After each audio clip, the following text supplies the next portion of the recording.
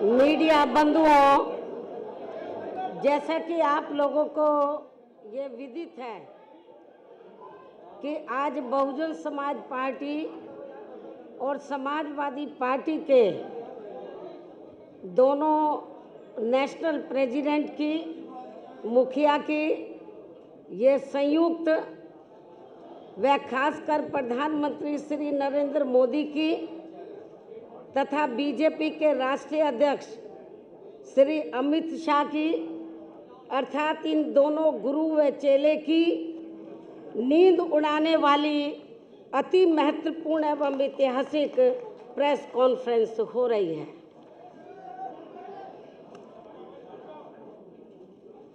हालांकि इसकी वास्तव में पृष्ठभूमि ये है कि हमारी पार्टी बीएसपी ने परम पूज्य बाबा साहब डॉक्टर भीमराव अंबेडकर के देहांत के बाद उनके अधूरे पड़े कारवां को न केवल गति प्रदान की है, बल्कि काफ़ी उतार चढ़ाव का सफ़र तय करते हुए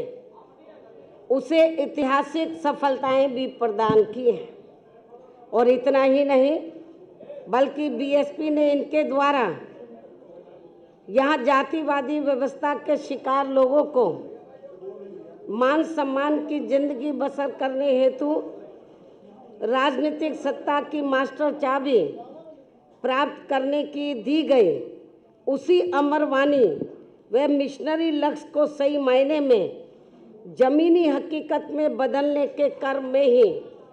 यहाँ लोहिया जी के बताए हुए रास्तों पर चल रही समाजवादी पार्टी से पहले सन 1993 में मान्यवर श्री कांशीराम जी व श्री मुलायम सिंह यादव जी के नेतृत्व में उत्तर प्रदेश में विधानसभा के हुए आम चुनाव में चुनावी गठबंधन करके ये चुनाव लड़ा गया था। और फिर उसके परिणाम स्वरूप ही उत्तर प्रदेश जैसे देश के सबसे बड़े व महत्वपूर्ण राज्य में हवा का रुख पूरी तरह से बदलते हुए तथा बीजेपी जैसी घोर जातिवादी व सांप्रदायिक पार्टी को पछाड़ते हुए तब यहाँ सरकार भी बनाई गई थी। हालांकि ये गठबंधन कुछ गंभीर कारणों की वजह से ज़्यादा लंबे समय तक नहीं चल सका था, लेकिन अब देश व जनहित को उन कारणों में से खासकर 2 जून 1995 के घटित हुए लखनऊ गेस्ट हाउस कांड से भी ऊपर रखते हुए, यानी कि देश व जनहित को इस कांड से भी ऊपर रखते हुए एक बार फिर हमने यहाँ देश में लगभग उसी प्रकार की दूषित राजनीतिक व सांप्रदायिकता के माहौल के मद्देनजर रखते हुए आपस में चुनावी समझौता करने का फैसला लिया है। और ये भी सर्वविदित है कि जैसे उस समय सन 1990 के आसपास बीजेपी की घोर जातिवादी, संकीर्ण, सांप्रदायिक व अयोध्या मामले को लेकर धार्मिक उन्माद एवं हिंसा आदि के जहरीले माहौल के काले साए के कारण आम जनजीवन जिस प्रकार से प्रभावित था, तो उससे देश की आम जनता बुरी तरह से त्रस्त व त्राही कर रही थी। तो ठीक उसी प्रकार से आज भी उत्तर प्रदेश सहित पूरे देश की लगभग 125 करोड़ आम जनता बीजेपी की केंद्र व राज्य सरकारों की खासकर घोर चुनावी वायदा खिलाफी करने के साथ साथ इनकी गरीब, मजदूर, किसान, बेरोजगार व व्यापारी आदि विरोधी नीतियों तथा इनके अहंकारी एवं तानाशाही वाले रवैये से अत्यंत ही परेशान व दुखी हैं। तो ऐसे हालातों में एक बार फिर से बीएसपी व सपा ने व्यापक जनहित व देश हित को ध्यान में रखकर खासकर उत्तर प्रदेश में एकजुट होने की काफ़ी ज़रूरत महसूस की है। और इस संबंध में सर्व समाज की आम जन भावनाओं का पूरा कदर करते हुए तथा इनको पूरा आदर सम्मान देते हुए देश में लोकसभा के शीघ्र ही होने वाले आम चुनाव में पूरे जन संतोष वाला चुनावी गठबंधन करके ये चुनाव लड़ने का फैसला किया है और जिसकी आज ही घोषणा भी कर दी जाएगी, जो निश्चित तौर पर ये इस नए वर्ष सन 2019 में एक प्रकार से नए राजनीतिक क्रांति का संदेश ही माना जाएगा तथा जो देश के संविधान को उसके सही व असली जनहितैषी एवं कल्याणकारी मार्ग पर चलने का रास्ता ही मुकर्रर करेगा। और ऐसे में अब बीएसपी व सपा के बने इस गठबंधन से समाज व देश को बहुत उम्मीदें भी जग गई हैं, क्योंकि यह चुनाव जीतने के लिए केवल दो पार्टियों का ये एकजुट होना मात्र नहीं है, बल्कि ये समाज के अधिकांश आबादी का प्रतिनिधित्व करने वाले सर्व समाज के खासकर गरीबों, मजदूरों, किसानों, छोटे व मझोले व्यापारियों, युवाओं, बेरोजगारों, महिलाओं व अन्य मेहनत का आम जनता के साथ साथ दलितों, शोषितों, पिछड़ों, मुस्लिम व अन्य धार्मिक अल्पसंख्यकों के हितों की रक्षा एवं इनका प्रतिनिधित्व करने वाली एक शक्ति भी है, जो आगे चलकर देश के बेहतर कल को बनाने वाली सामाजिक परिवर्तन एवं आर्थिक मुक्ति के मिशनरी लक्ष्य की प्राप्ति का एक खास सामाजिक एवं आर्थिक क्रांति का आंदोलन भी बन सकता है। इसके साथ ही वैसे आपको ये भी मालूम है कि देश में पिछले लोकसभा और उसके बाद उत्तर प्रदेश में विधानसभा के हुए आम चुनाव में भी बीजेपी ने जिस प्रकार से केंद्र व उत्तर प्रदेश में यहाँ बेईमानी से अपनी सरकार बनाई है और जिनकी गलत नीतियों व गलत कार्य प्रणाली आदि से जनता आज बहुत ज़्यादा दुखी है, जिसे अति गंभीरता से लेते हुए फिर ऐसी जन विरोधी पार्टी को आगे सत्ता में आने से रोकने के लिए हमने पहले ही यहाँ उत्तर प्रदेश में कुछ लोकसभा व विधानसभा की सीटों पर हुए उपचुनाव में इनके अधिकांश उम्मीदवारों को हरा के इसकी शुरुआत भी कर दी है। जबकि इन चुनावों में कांग्रेस पार्टी के उम्मीदवारों की तो जमानत ही जब्त हो गई थी और फिर इसके बाद से पूरे देश में यह आम चर्चा शुरू हो गई कि उत्तर प्रदेश में 80 लोकसभा की सीटें हैं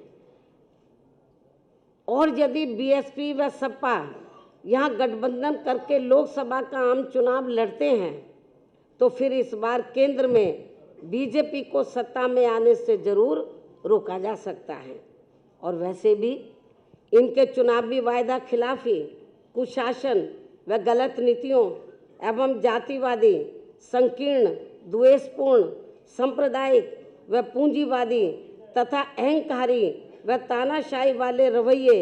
एवं कार्य प्रणाली से अब पूरे देश में गरीब, मजदूर, किसान, व्यापारी व अन्य मेहनतकश लोगों के साथ साथ खासकर दलित, आदिवासी, पिछड़ा वर्ग, मुस्लिम व अन्य धार्मिक अल्पसंख्यक समाज के भी लोग अपनी विभिन्न समस्याओं को लेकर अभी तक भी हमें काफ़ी ज़्यादा दुखी व चिंतित ही नजर आते हैं। इसके साथ ही इनके बिना पूरी तैयारी के विशेषकर नोटबंदी व जीएसटी के लिए गए फैसले से तो इनकी कमर और भी ज़्यादा तोड़कर रख दी गई है, जिन्हें खास ध्यान में रखकर ही वह इन लोगों के हितों को प्राथमिकता देते हुए अर्थात इनके हितों में लखनऊ गेस्ट हाउस कांड को भी किनारे करके फिर हमने आबादी व लोकसभा की सीटों के हिसाब से भी देश के सबसे बड़े प्रदेश उत्तर प्रदेश में यहाँ लोकसभा का आम चुनाव गठबंधन करके लड़ने का ही फैसला लिया है, ताकि इस बार बीजेपी एंड कंपनी के लोगों को किसी भी कीमत पर केंद्र की सत्ता में आने से या विशेषकर उत्तर प्रदेश से ही रोका जा सके। और वैसे भी हमें ये पूरा भरोसा है कि जिस प्रकार से हमने अर्थात बीएसपी व सपा ने मिलकर अभी तक यहाँ लोकसभा व विधानसभा के हुए सभी उपचुनावों में बीजेपी के अधिकांश उम्मीदवारों को बुरी तरह से हराया है, तो फिर ये बीएसपी व सपा का बना गठबंधन देश में जल्दी ही होने वाले लोकसभा आम चुनाव में भी खासकर यहाँ उत्तर प्रदेश से बीजेपी के उम्मीदवारों को अब किसी भी कीमत पर कामयाब नहीं होने देगा, जिसकी हमें पूरी उम्मीद भी है। लेकिन अब यहाँ आप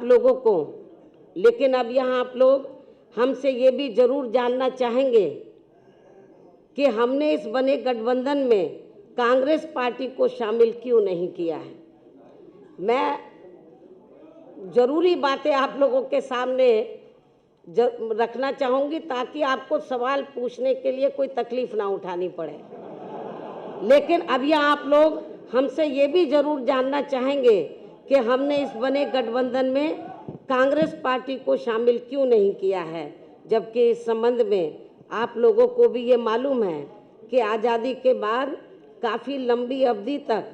केंद्र व उत्तर प्रदेश सहित देश के अधिकांश राज्यों में भी ज़्यादातर यहाँ कांग्रेस पार्टी ने ही एक सत्र राज किया है, जिसमें विशेषकर कमज़ोर वर्गों के साथ साथ गरीब, मजदूर, किसान, व्यापारी एवं अन्य विभिन्न क्षेत्रों में लगे मेहनतकश लोग आदि ये सभी काफ़ी ज़्यादा परेशान रहे हैं।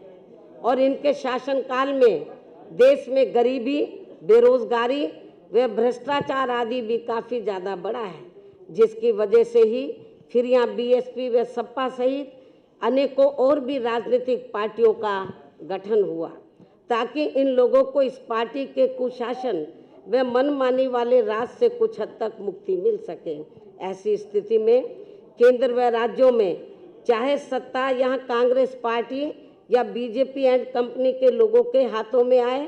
तो भी बात एक ही है। अर्थात इन सब की नीतियाँ, सोच व कार्यशैली आदि अभी तक भी हमें लगभग एक जैसी अधिकांश नजर आती है। जैसे देश में रक्षा सौदों की खरीद फरोख्त के मामलों में इन दोनों ही पार्टियों की सरकारों में ज़बरदस्त घोटाले हुए हैं। ये बात भी किसी से छिपी हुई नहीं है, जिसकी खास वजह से ही पहले कांग्रेस पार्टी को बोफोर्स मामले में अपनी केंद्र की सरकार गंवानी पड़ी थी, और अब देश में जल्दी ही लोकसभा के होने वाले आम चुनाव में बीजेपी को भी खासकर राफेल मामले में हुए घोटाले को लेकर अपनी केंद्र की सरकार जरूर गंवानी पड़ेगी। ऐसी देश में काफ़ी आम चर्चा भी है। इसी प्रकार वर्तमान केंद्र की भाजपा सरकार का राज विशेषकर अपने विरोधियों को कमज़ोर करने के लिए उनके उत्पीड़न करने के मामले में हमें पूर्व में कांग्रेस पार्टी के रहे राज में सन 1975 में लगी इमरजेंसी से भी अब कोई कम नज़र नहीं आता है। अर्थात फ़र्क केवल इतना ही है कि इस मामले में कांग्रेस पार्टी के राज में उस समय घोषित इमरजेंसी थी और अब बीजेपी के राज में अघोषित इमरजेंसी लगी हुई है, जिसके असंख्य उदाहरण आप लोगों के सामने हैं। और इसके लिए अब ये लोग अपनी सरकारी मशीनरी का ज़बरदस्त दुरुपयोग करके वे जनता में अपने प्रभावशाली विरोधियों से घबराकर उनके विरुद्ध जबरदस्ती के काफ़ी वर्षों पुराने गड़े मुर्दे उखाड़ने में लगे हैं, जिससे अब इनको देश में शीघ्र ही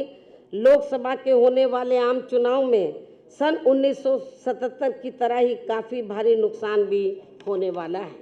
इसके साथ ही गठबंधन को लेकर कांग्रेस पार्टी के बारे में यह बात भी सर्वविदित है कि बीएसपी व सपा को कांग्रेस पार्टी के साथ चुनावी गठबंधन करने से कोई खास लाभ मिलने वाला नहीं है, क्योंकि इस मामले में हमारा अभी तक का अनुभव ये रहा है कि इनके साथ गठबंधन करके चुनाव लड़ने से हमें छोड़ी गई सीटों पर इस पार्टी का अपना अधिकांश वोट ट्रांसफ़र नहीं होता है और वह ज़्यादातर बीजेपी व अन्य जातिवादी पार्टियों को ही चला जाता है, या फिर जानबूझकर एक सोची समझी रणनीति के तहत उसे अंदर ट्रांसफ़र भी कर दिया जाता है। जबकि हमारी पार्टी से जुड़ा पूरा का पूरा वोट एक तरफा हमारे साथ गठबंधन की गई किसी भी पार्टी को पूरी ईमानदारी से ट्रांसफ़र हो जाता है, जिससे कांग्रेस पार्टी जैसी पार्टियों को तो हमसे पूरा लाभ मिल जाता है, लेकिन हमारी जैसी ईमानदार पार्टियों को इनसे इसका कोई खास लाभ इनसे कोई खास लाभ नहीं मिल पाता है और इससे फिर हमारी पार्टी का वोट प्रतिशत और कम हो जाता है, जिसका कड़वा अनुभव हमने यहाँ उत्तर प्रदेश में ही सन 1996 में विधानसभा के हुए आम चुनाव में कांग्रेस पार्टी के साथ गठबंधन करके किया भी है। और शायद लगभग यही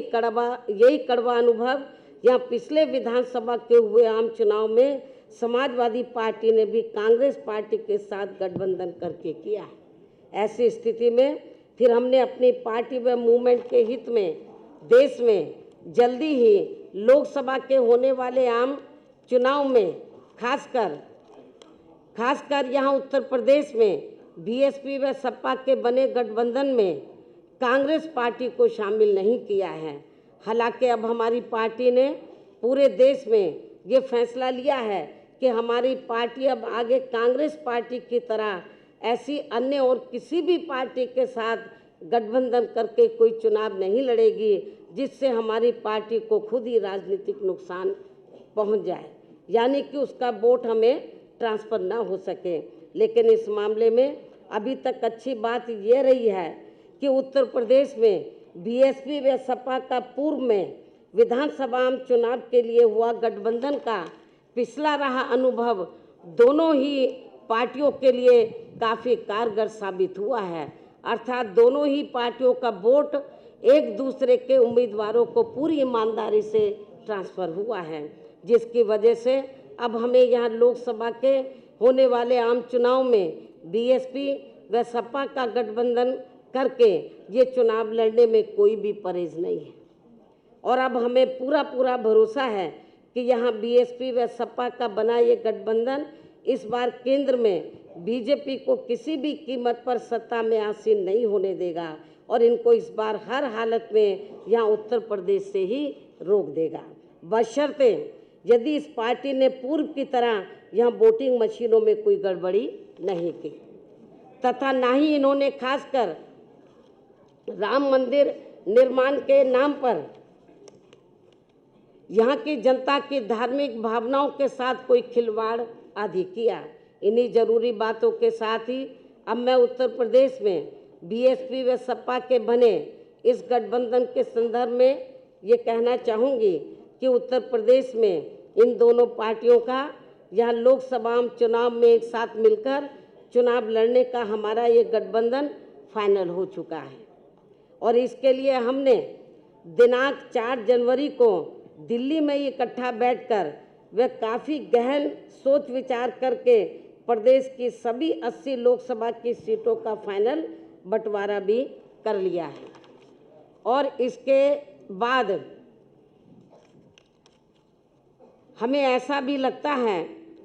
कि इसकी भनक पड़ते ही उसी दिन फिर बीजेपी ने घबराकर अपनी पूर्व की गई तैयारी के मुताबिक हमारे बने इस गठबंधन को कमज़ोर करने व तोड़ने के लिए एक सोची समझी रणनीति व साजिश के तहत सपा के अध्यक्ष श्री अखिलेश यादव का नाम जानबूझकर खनन मामले से जोड़कर व इनकी छवि को धूमिल करने के लिए मीडिया आदि में बड़े पैमाने पर उछाल दिया, जिसकी हमारी पार्टी कड़े शब्दों में निंदा करती है। और ऐसे में हमारी पार्टी पूरे तौर से हर स्तर पर इनके साथ खड़ी है, जबकि इस पार्टी को अर्थात बीजेपी को ये मालूम होना चाहिए कि इनकी इस घिनौनी हरकत से अब बीएसपी व सपा के बने इस गठबंधन को और भी ज़्यादा मजबूती मिल जाएगी और अब इससे इनका श्री शिवपाल यादव पर पानी की तरह बहाया गया पैसा भी जरूर ही बेकार चला जाएगा। और अब मैं आप लोगों को ये बताना चाहती हूँ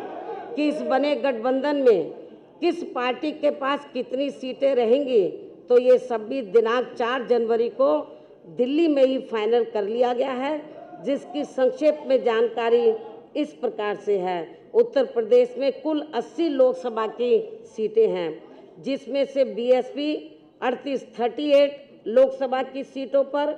और एसपी 38 लोकसभा की सीटों पर मिलकर ये चुनाव लड़ेगी। और 2 लोकसभा की सीटें हमने अभी 1-2 और पार्टियों के लिए छोड़ दी है। इनके अलावा 2 और शेष बची सीटें अर्थात अमेठी व रायबरेली, ये दोनों लोकसभा की सीटें हमने कांग्रेस पार्टी के साथ बिना कोई गठबंधन किए हुए ही इस पार्टी के लिए छोड़ दिए हैं, ताकि बीजेपी के लोग इन दोनों सीटों पर कांग्रेस पार्टी की संरक्षक व इनके अध्यक्ष को भी यही उलझाकर न रख सके। इसके साथ साथ बंटवारे में कौन कौन सी सीटें बीएसपी व सपा आदि के पास रहेंगी, तो इसका भी लगभग तय ही हो चुका है, जिसकी सीटवार पूरी जानकारी आपको बहुत जल्दी ही प्रेस नोट के जरिए दे दी जाएगी। और अब मैं अंत में बीएसपी व सपा के सभी छोटे बड़े पदाधिकारियों, नेताओं व कार्यकर्ताओं से मीडिया के माध्यम से ये भी पुरजोर अपील करती हूँ कि वे इस चुनाव में पर्दे के पीछे से बीजेपी द्वारा चलाई जा रही श्री शिवपाल यादव की पार्टी को तथा कुछ अन्य और स्वार्थी किस्म के लोगों को भी मैनेज करके व उन्हें आगे करके खासकर यहाँ दलितों, पिछड़ों व मुस्लिम समाज आदि के नाम पर बनवाई गई पार्टियों एवं इनके संगठनों के द्वारा भी षड्यंत्र के तहत खड़े किए गए उम्मीदवारों को अपने यार दोस्त, जाति बिरादरी व रिश्ते नातों आदि के चक्कर में पड़कर इन्हें देकर खराब नहीं करेंगे तथा अपने बने इस पवित्र व सामाजिक भाईचारे पर आधारित इस गठबंधन को कतई भी नुकसान नहीं पहुंचाएंगे। अर्थात इन दोनों पार्टियों के सर्व समाज से जुड़े लोगों को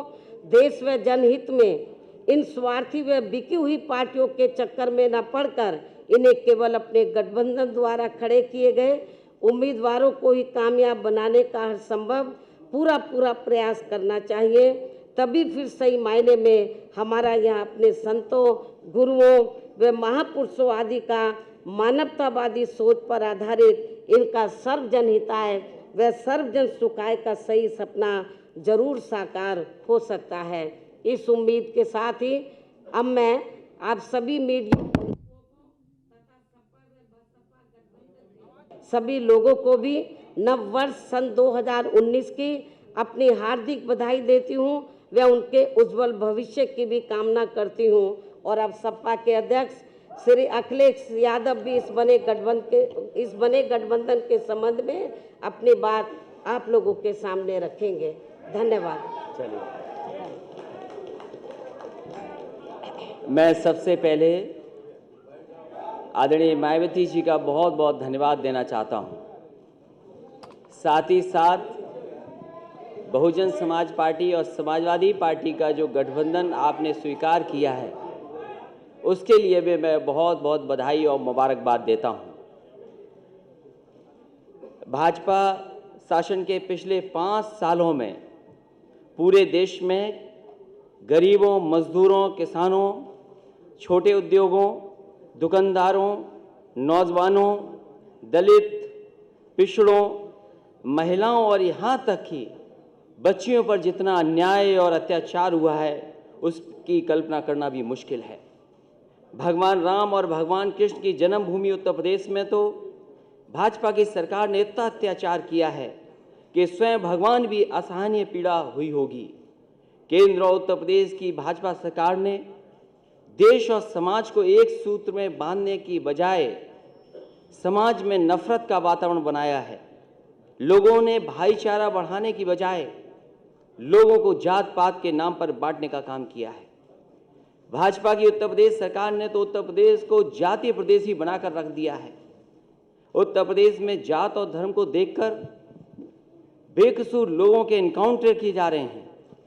अस्पताल में इलाज शुरू करने से पहले मरीजों की जात पूछी जा रही है। थानों में रिपोर्ट लिखने से पहले फरियादी की जात पूछी जा रही है। यहाँ तक कि दुर्घटना में घायल व्यक्ति को सहायता देने से पहले भी उसकी जाति पूछी जा रही है। और अब तो स्थिति यहां तक आ गई है कि भाजपा के नेताओं ने भगवानों को भी जातियों में बांटना शुरू कर दिया है। अपनी नाकामियां, अपनी विफलताओं और असली मुद्दों से जनता का ध्यान हटाने के लिए भाजपा द्वारा देश और प्रदेश में धार्मिक उन्माद फैलाकर भय और आतंक का वातावरण बनाया जा रहा है। गरीबों की बहू बेटियों की इज्जत को सरेआम बेआबरू किया जा रहा है। उचित इलाज न मिलने के कारण गरीबों के हजारों बच्चे रोजाना सरकारी अस्पतालों में मारे जा रहे हैं। खाना न मिलने का कारण करोड़ों लोग रात को भूखा सोने पर मजबूर हैं। पूरे देश में अराजकता का वातावरण है। अन्याय और अत्याचार के कारण शरीफ लोगों का जीना मुश्किल हो रहा है। केंद्र सरकार की गलत नीतियों के कारण गरीब किसान हर रोज आत्महत्या कर रहे हैं। देश के नौजवान भाजपा के झूठे वादों से आहत और निराश होकर के बेरोजगारी के कारण आत्महत्या कर रहे हैं। देश और समाज के इन सुलगते मुद्दों से बेखबर भाजपा सरकार बड़े बड़े उद्योगपतियों को खुश करने के लिए उनके बड़े बड़े लोन माफ कर रही है। इतना ही नहीं, हीरे के उद्योगपतियों की सुविधा के लिए अहमदाबाद से मुंबई के बीच बुलेट ट्रेन को जल्द से जल्द चालू करने के प्रयास किए जा रहे हैं। मेरी आवाज अगर भाजपा के नेताओं तक पहुंच रही हो तो वो सुन लें। धर्म की आड़ में देश और समाज में नफरत का जहर घोलने वाली भाजपा की कूटनीति का विनाश करने के लिए और भाजपा के अत्याचारों से आम जनता को मुक्ति दिलाने के लिए समाजवादी पार्टी और बहुजन समाज पार्टी ने एकजुट होने का निर्णय लिया है। आगामी लोकसभा चुनाव में उत्तर प्रदेश की सीटों पर समाजवादी पार्टी और बहुजन समाज पार्टी मिलकर के उत्तर प्रदेश से भाजपा का सफाया करेंगे। भाजपा और भाजपा के नेता ये बात भी अच्छी तरह से समझ लें कि बहुजन समाज पार्टी और समाजवादी पार्टी का केवल चुनावी गठबंधन नहीं है, बल्कि भाजपा द्वारा किए जा रहे अन्याय और अत्याचार का अंत भी है। अब बहुजन समाज पार्टी, समाजवादी पार्टी और दोनों पार्टी के कार्यकर्ता मिलकर के भाजपा के अत्याचारों का डटकर मुकाबला करेंगे। मेरे अंतर्मन में बहुजन समाज पार्टी और समाजवादी पार्टी के गठबंधन की नींव उसी दिन से बैठ गई थी जिस दिन से सत्ता के नशे में चूर भाजपा के नेताओं ने आदरणीय मायावती जी पर अशोभनीय टिप्पणियों करने का सिलसिला शुरू किया था और भाजपा ने अपने उन संस्कारहीन नेताओं को दंडित करने की बजाय उन्हें बड़े बड़े मंत्रालय देकर उनके हौसले बढ़ाए थे। अपने मन में मैं बहुजन समाज पार्टी और समाजवादी पार्टी के गठबंधन पर उस दिन अंतिम मोहर लगा दी थी जिस दिन राज्यसभा के लिए बहुजन समाज पार्टी और समाजवादी पार्टी के संयुक्त उम्मीदवार श्री भीमराव अंबेडकर जी को छल, कपट, धोखे और विश्वासघात से हराकर भाजपा के नेताओं ने खुशियां मनाई थीं। भाजपा के अहंकार का विनाश करने के लिए बहुजन समाज पार्टी और समाजवादी पार्टी का मिलना बहुत जरूरी था। आपको याद होगा, मैंने इसीलिए कहा था कि बहुजन समाज पार्टी से गठबंधन करने के लिए अगर हमें 2 कदम पीछे भी हटना पड़ेगा तब भी हम गठबंधन करेंगे और भाजपा के अहंकार को तोड़ेंगे। मैं एक बार फिर आदरणीय मायावती जी का धन्यवाद दूंगा कि कम से कम आपने बराबर का एक दूसरे का सम्मान करने का काम किया है गठबंधन में। आज से समाजवादी पार्टी का प्रत्येक कार्यकर्ता इस बात को गांठ बांध ले कि आदरणीय मायावती जी का सम्मान मेरा सम्मान है और अगर भाजपा का कोई भी नेता आदरणीय मायावती जी का अपमान करता है तो समझ लेना कि वो अपमान आदरणीय मायावती जी का नहीं बल्कि मेरा अपमान हुआ है। हम समाजवादी हैं और समाजवादियों की ये विशेषता होती है कि वो दुख और सुख दोनों में बराबर के हिस्सेदार होते हैं। इसलिए हमें इस रिश्ते को मजबूती के साथ और आगे बढ़ाना है। बहुजन समाज पार्टी और समाजवादी पार्टी के गठबंधन से घबराकर अपनी आदत के अनुसार भाजपा तरह तरह के षड्यंत्र रच सकती है, गलत फहमी पैदा करके हमारे कार्यकर्ताओं के बीच नफरत का वातावरण बना सकती है। भाजपा द्वारा दंगा फसाद कराने का प्रयास भी किया जा सकता है, परंतु हमें संयम और धैर्य से काम लेना है। हमें भाजपा की हर साजिश को नाकाम करना है और आपसी भाईचारे को मजबूत करना है। मैं आदरणीय मायावती जी का द्वारा देश हित में लिए गए उनके ऐतिहासिक निर्णय का एक बार फिर स्वागत करता हूं और मैं विश्वास दिलाता हूं कि अब भाजपा के अत्याचारी शासन का विनाश निश्चित है। मैं इस बात का भी विश्वास दिलाता हूं कि समय के साथ समाजवादी पार्टी और बहुजन समाज पार्टी के संबंध और भी अधिक मजबूत होंगे। इन्हीं शब्दों के साथ मैं एक बार फिर आप सभी पत्रकार साथियों का स्वागत करता हूं और बधाई देता हूं। इस गठबंधन के लिए आदरणीय मायावती जी का एक बार फिर बधाई और बहुत बहुत धन्यवाद।